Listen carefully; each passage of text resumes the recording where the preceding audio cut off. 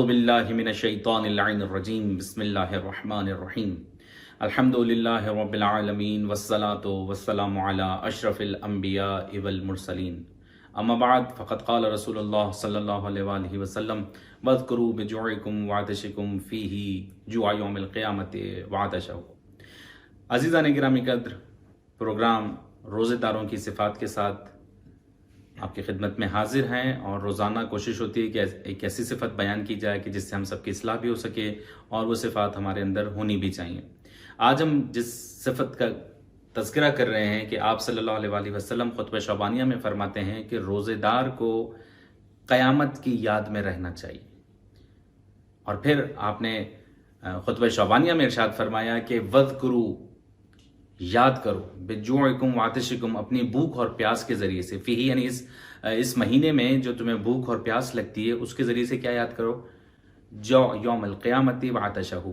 قیامت کی بھوک اور پیاس کو یاد کرو۔ عزیزان گرامی قدر، سوال یہ پیدا ہوتا ہے کیا قیامت میں انسان کو بھوک اور پیاس لگے گی؟ اگر لگے گی تو پھر ہم اس کو یاد کریں، کیا واقعی ہمیں قیامت کے دن بھوک اور پیاس بھی لگے گی؟ تو اس سے پہلے قیامت کو سمجھنا ضروری کہ قیامت ہے کیا چیز۔ قرآن مجید فرقان حمید بے شمار آیتیں موجود ہیں قیامت کے حوالے سے۔ ظاہر سی بات، اتنا وقت نہیں ہوتا ہمارے پروگرام میں کہ میں ان آیتوں کو تفصیل سے پڑھوں اور آپ کی خدمت میں ان کا ترجمہ اور تشریح پیش کروں۔ میں مختصراً اشارے کے طور پر کچھ آیات کا مفہوم بتا دیتا ہوں کہ جس میں پروردگار عالم فرما رہا ہے کہ اس دن ایک شدید زلزلہ آئے گا، اس دن پہاڑ اپنی جگہ چھوڑ دیں گے،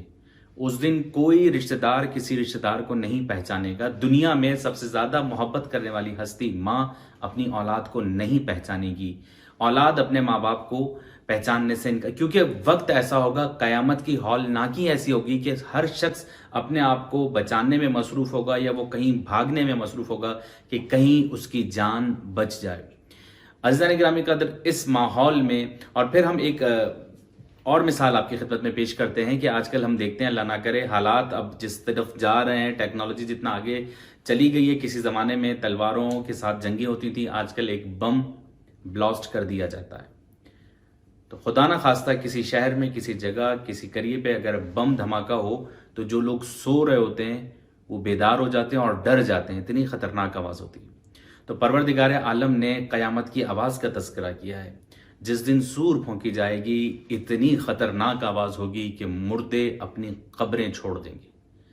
تو عزیزان گرامی قدر، جب ایک مردہ اس آواز کو سن کر اپنی قبر کو چھوڑ دے گا یا قبر سے باہر آ جائے گا، اور جو زندہ ہوں گے وہ اس طرف سے اس طرف بھاگیں گے، زمین پہ ٹھہرنے کا کسی کو جگہ نہیں ملے گی، سب ادھر سے ادھر بھاگ رہے ہوں گے۔ جب انسان بھاگ رہا ہوتا ہے، دوڑ رہا ہوتا ہے، تو یقیناً اسے بھوک بھی لگتی ہے اور پیاس بھی لگتی ہے۔ لیکن ہمارے اعمال،